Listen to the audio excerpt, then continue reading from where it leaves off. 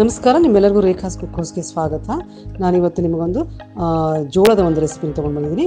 ಈ ಮಿಲೆಟ್ಟಿನ ರೆಸಿಪಿ ತುಂಬ ಟೇಸ್ಟಿಯಾಗಿರುತ್ತೆ. ಇದನ್ನು ನಾನು ಮನೆಯಲ್ಲೇ ಈ ಶಾವಿಗೆನ ತಯಾರು ಮಾಡಿಕೊಂಡು ಅದರಿಂದ ನಾನು ಉಪ್ಪಿಟ್ಟನ್ನ ಮಾಡ್ತಾಯಿದ್ದೀನಿ. ಇದನ್ನು ಶಾವಿಗೆ ತಯಾರು ಮಾಡ್ಕೊಳ್ಳೋದು ಹೇಗೆ ಅಂತ ನೋಡೋಣ. ಇದಕ್ಕೆ ನಾವು ಒಂದು 2 ಕಪ್ ನೀರು ತೊಗೋತಾ ಇದ್ದೀನಿ. ನೀರನ್ನ ಬಾಯ್ಲ್ ಮಾಡೋಕ್ಕೆ ಬಿಡಬೇಕು. ನೀರು ಕುದಿಯೋಕ್ಕೆ ಶುರು ಆದ ತಕ್ಷಣ ನಾನು ಇದಕ್ಕೆ 1 ಕಪ್ನಷ್ಟು ಜೋಳದ ಹಿಟ್ಟನ್ನು ಹಾಕ್ತಾಯಿದ್ದೀನಿ. ಈ ಥರ ಹಿಟ್ಟು ಹಾಕಿದಾಗ ಕೈ ಆಡ್ತಾ ಇರಬೇಕು.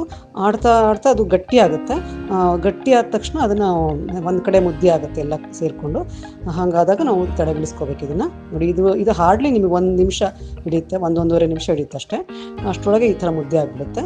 ನೋಡಿ, ಈ ಥರ ರೆಡಿ ಆಯ್ತಲ್ಲ. ಇವಾಗ ನೋಡಿ, ಈಗ ಇದನ್ನು ನಾವು ತೆಗೆದುಬಿಟ್ಟು ಸ್ವಲ್ಪ ಆರಕ್ಕೆ ಬಿಡಬೇಕು.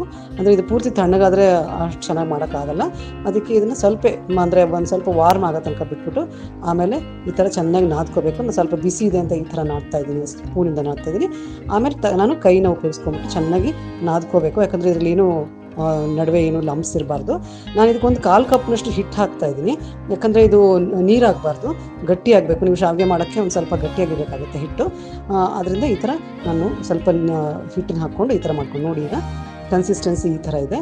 ಚೆನ್ನಾಗಿ ನಾವು ಹೇಗೆ ಚಕ್ಲಿ ಮಾಡೋಕ್ಕೆ ಎಲ್ಲ ಉಪಯೋಗಿಸ್ತೀವಲ್ಲ ಆ ಕನ್ಸಿಸ್ಟೆನ್ಸಿ ಇರಬೇಕು ಇದಕ್ಕೆ. ನೋಡಿ, ಈ ಥರ ಶಾವಿಗೆದು ನಾನು ಇದನ್ನು ಹಾಕ್ಕೊಂಬಿಟ್ಟು ಇದಕ್ಕೆಲ್ಲನೂ ನಾವು ಒಳಗಡೆ ಎಣ್ಣೆನ ಸವರ್ಕೋತಾ ಇದ್ದೀನಿ. ಸೈಡಿಗೆಲ್ಲನೂ ಸವರ್ಕೊಂಬಿಟ್ಟು ಇದು ನಾನು ಇಟ್ಕೊಂಡಿರೋದು ಸ್ಟೀಮರು. ಅಂದರೆ ನೀವು ಸ್ಟೀಮರೆಲ್ಲರ ಮಾಡಿ ಅಥವಾ ಪ್ರೆಷರ್ ಕುಕ್ಕರಲ್ಲಿ ಇದನ್ನು ಇಟ್ಬಿಟ್ಟು ಮಾಡ್ಬೋದು. ನೋಡಿ, ಈ ಥರ ನಾನು ಒಳಗಡೆ ಹಿಟ್ಟನ್ನು ಹಾಕ್ಕೊಂಡು ನಾನು ಶಾವಿಗೆ ಹಾಕ್ಕೋತಾ ಇದ್ದೀನಿ ಇದರೊಳಗೆ. ನೋಡಿದ್ರಲ್ಲ, ಈ ಥರ ಶಾವಿಗೆನ ಹಾಕ್ಕೊಂಬಿಟ್ಟು ಇದು ರೆಡಿ ಆದ ತಕ್ಷಣ ನಾನು ಇದನ್ನು ಒಂದು ಕುಕ್ಕರಲ್ಲಿ ಸ್ವಲ್ಪ ನೀರು ಹಾಕ್ಕೊಂಬಿಟ್ಟು ಅದರೊಳಗೆ ಸ್ಟೀಮ್ ಮಾಡ್ಕೋತಾ ಇದ್ದೀನಿ. ಈ ಥರ ಇಟ್ಕೊಂಡು ಇದು 5 ನಿಮಿಷ ಮಾಡಬೇಕು ಎಕ್ಸಾಕ್ಟ್ಲಿ. ಅದಕ್ಕಿಂತ ಜಾಸ್ತಿ ಅವಶ್ಯಕತೆಯೇ ಇಲ್ಲ. 5 ನಿಮಿಷ ಆದ ತಕ್ಷಣ ನೋಡಿ, ಈ ಥರ ಇದನ್ನು ಆರಕ್ಕೆ ಬಿಡಬೇಕು ಚೆನ್ನಾಗಿ. ಬಿಸಿ ಇದ್ದಾಗ ಮಾತ್ರ ಇದನ್ನು ನೀವು ತೆಗಿಯೋಕ್ಕೆ ಹೋದರೆ ಅಂಟ್ಕೊಳ್ಳುತ್ತೆ. ನಿಮ್ಗೆ ಅನ್ಸುತ್ತೆ ಏನೋ ಅಂಟಾಗಿದೆ, ಇದು ಯಾಕೋ ಸರಿಯಾಗಿ ಬರ್ತಾ ಇಲ್ಲ ಅಂತ.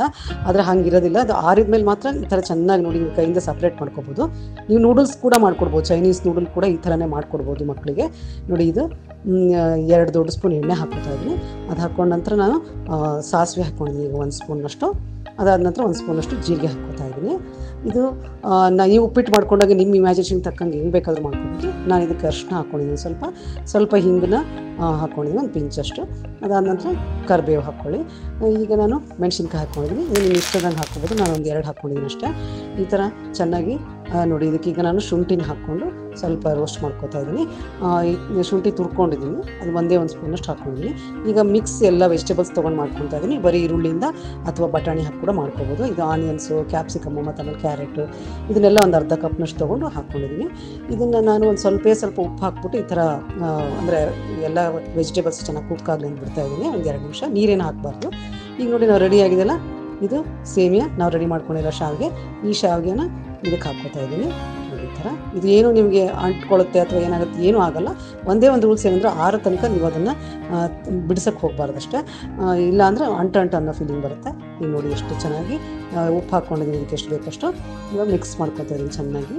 ನೋಡಿ, ಇದನ್ನು ಈಗ ಒಂದು 6-8 ನಿಮಿಷ ಮುಚ್ಚಿಟ್ಬಿಟ್ಟು ಸಣ್ಣ ಉರಿಲಿ ಬೇಯಿಸಬೇಕು. ಎಲ್ಲ ಹೊಂದ್ಕೊಳ್ಳುತ್ತೆ ಜೊತೆಗೆ. ಇದೆಲ್ಲ ಆದ ತಕ್ಷಣ ನಾನೇನು ಮಾಡ್ತೀನಿ ಅಂದರೆ 1 ದೊಡ್ಡ ಸ್ಪೂನಷ್ಟು ನಿಂಬೆಹಣ್ಣಿನ ಜ್ಯೂಸ್ ಹಾಕ್ತಾಯಿದ್ದೀನಿ. ಹಾಕ್ಬಿಟ್ಟು ಇದಾದ ನಂತರ ನಾನು ಕೊತ್ತಂಬರಿನ ಹಾಕಿದ್ದೀನಿ, ಫ್ರೆಶ್ ಕೊತ್ತಂಬರಿನ ಇದಕ್ಕೆ ಹಾಕ್ತಾಯಿದ್ದೀನಿ. ಇದನ್ನು ಹಾಕ್ಬಿಟ್ಟು ಎಲ್ಲ ಮಿಕ್ಸ್ ಮಾಡ್ಕೋಬೇಕು ಚೆನ್ನಾಗಿ. ನೋಡಿ, ಈ ಥರ ಎಲ್ಲ ಚೆನ್ನಾಗಿ ಮಿಕ್ಸ್ ಆಗಿದೆ. ಇವಾಗ ನೋಡಿದ್ರಲ್ಲ, ಇವಾಗ ಇದು ತಿನ್ನೋಕ್ಕೆ ರೆಡಿಯಾಗಿದೆ. ಬಿಸಿ ಬಿಸಿಯಾದ ಶಾವಿಗೆ ಉಪ್ಪಿಟ್ಟು. ಆದರೆ ಇದು ಜೋಳದಿಂದ ಮಾಡಿರೋಂಥದ್ದು. ನೀವು ಅಂಗಡಿಯಿಂದ ತಂದಿದ್ದು ಗೋಧಿ ಅಥವಾ ಮೈದಾದಿಂದ ಮಾಡಿದ್ದಲ್ಲ. ಇದು ತುಂಬ ಟೇಸ್ಟಿಯಾಗಿರುತ್ತೆ. ಇದು ಮಿಲೆಟ್ಟಿನ ಒಂದು ಒಳ್ಳೆ ರೆಸಿಪಿ. ಇದನ್ನು ಟ್ರೈ ಮಾಡಿ ನೋಡಿ. ಆಮೇಲೆ ಇದು ಹೇಗಿದೆ ಅಂತ ನನಗೆ ಹೇಳಿ. ತುಂಬ ಧನ್ಯವಾದಗಳು. ನನ್ನ ಚಾನಲ್ ನೀವು ವಾಚ್ ಮಾಡ್ತಾ ಇರೋದಕ್ಕೆ, ನನ್ನನ್ನು ಹೀಗೆ ಸಪೋರ್ಟ್ ಮಾಡಿ. Thank you very much. ಧನ್ಯವಾದಗಳು.